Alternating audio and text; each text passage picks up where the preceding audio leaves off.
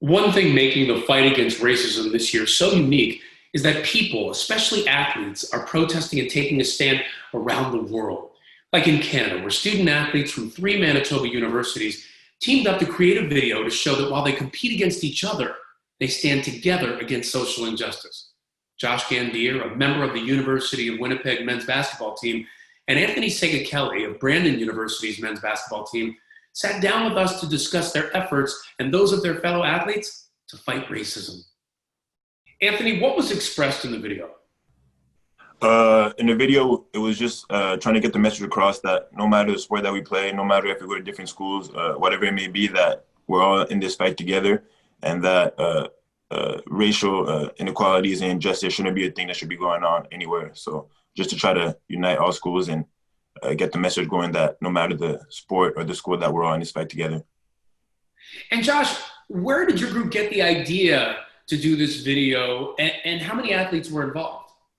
Well, we were reached out by our media relations guy, and there's 3 from UW, I believe 3 from Brandon, 3 from U of M. Some, like Anthony was saying, some are all passionate about, some that affects us either directly or indirectly through one of our friends or teammates. And it's just something we can't be quiet about. Injustice is something that's enabled by being neutral and quiet about. So us speaking up, being together on this is the best way to bring it to light. And guys, what I find so interesting about what you're doing is you're doing this from Canada. I think here in America, we think about the protests that are happening here, but we see what's happening around the world. Anthony, what connections do you see between racism and injustice that you're seeing from a distance in America and what's experienced in Canada?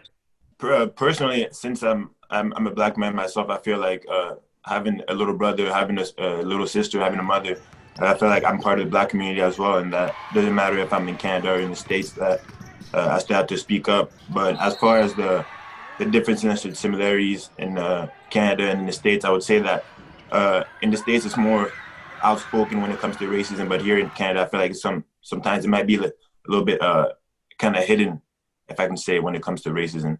I've heard people say the same thing about Europe and other countries. And Josh, I wonder, you're doing this video with other different athletes. You mentioned 3 across 3 different universities. I'm imagining that everybody has different perspectives on what they want to say, what they want to put in the video. How did you all manage to get on the same page and create this collective message against racism?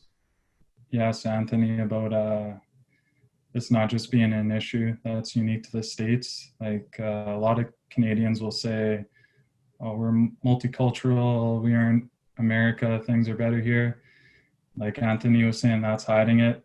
That's distancing ourselves from the problem. And it's was it 2 months ago, we had an incident in Brandon. And then last week, Joyce Echequan, her death was due to systemic racism. And it's something we've all been impacted as athletes, and just something we all want to come together and have a unified message together.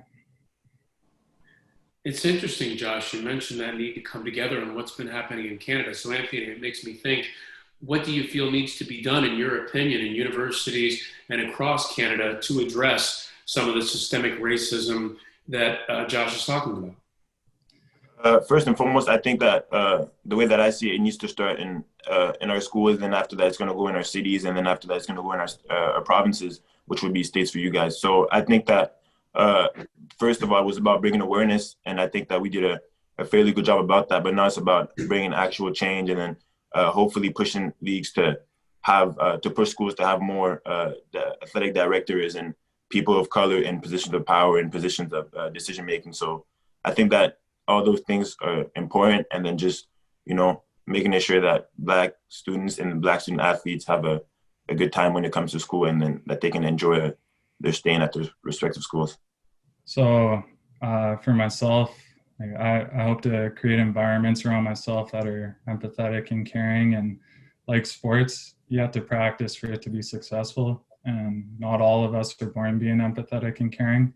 So it takes all of us individually to lead by example and show especially our younger generations how to do this. And by being more open and aware, we'll recognize each other's experiences, insecurities, worries, and privileges based on our racial backgrounds. And I believe this will have a ripple effect on our communities and the worlds across countries. And it just takes courage from people in positions of privilege like myself and Anthony to speak up on injustice and foster caring environments. It's a great point, Josh, and I'm glad both of you are speaking up as well as your fellow student athletes. Anthony Tsegakele, Josh Gandier, thank you so much for joining us. Appreciate the time. Thank you for your time.